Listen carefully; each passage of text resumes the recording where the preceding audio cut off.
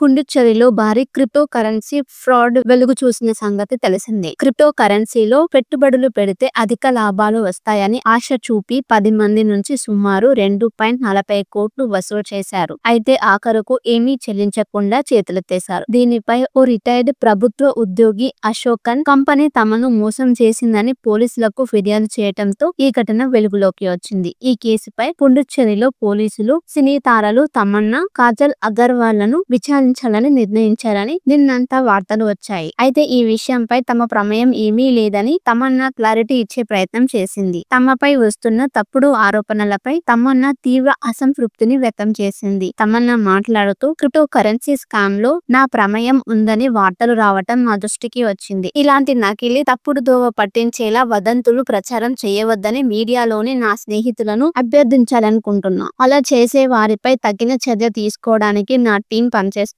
అని తెలిపింది. కాగా క్రిప్టో కరెన్సీ ఆన్లైన్ యాప్ ద్వారా కోట్లలో మోసానికి పాల్పడిన కేసులో సినీ తారలు తమన్నా, కాజల్ అగర్వాల్ ను విచారించేందుకు పుడుచ్చేరి సైబర్ క్రైమ్ పోలీసులు సమన్లు పంపారని ప్రధాన మీడియాలో వార్తలు వచ్చాయి. పుడుచ్చేరి ల్యాబ్ టెస్ట్ కు చెందిన విశ్రాంత ఉద్యోగి అశోకన్ ను క్రిప్టో కరెన్సీలో ఆన్లైన్ యాప్ ద్వారా 98 లక్షలు పెట్టుబడి పెట్టి మోసపోయాడు. ఆయన ఫిర్యాదు మేరకు పుడుచ్చేరి సైబర్ క్రైమ్ పోలీసులు కేసు నమోదు చేసి క్రిప్టో కరెన్సీ మోసం ముఠాలోని కువైకి చెందిన నితీష్ కుమార్ జైన్, అరవింద్ కుమార్ ని అరెస్ట్ చేశారు. క్రిప్టో కరెన్సీ మోసం కేసుతో సంబంధం ఉన్న కోవై, మహాబలిపురం, ముంబై తదితర చోట్ల భారీ ఖర్చుతో పార్టీలు నిర్వహించారు. ఇందులో సినీ తారలు తమన్నా, కాజల్ తదితర ప్రముఖులు ఉన్నట్లు తెలిసింది. ఇందుకోసం వారికి ఎంత పారితోషికం ఇచ్చారు, ఆ నగదు ఏ బ్యాంకు ఖాతా ద్వారా పంపారు, ఆ ముఠాతో సంబంధాలున్నాయా అన్న కోణంలో తమన్నా, కాజల్ ను విచారించేందుకు పుడుచ్చేరి సైబర్ క్రైమ్ పోలీసులు సమన్లు పంపించారని చెప్తున్నారు.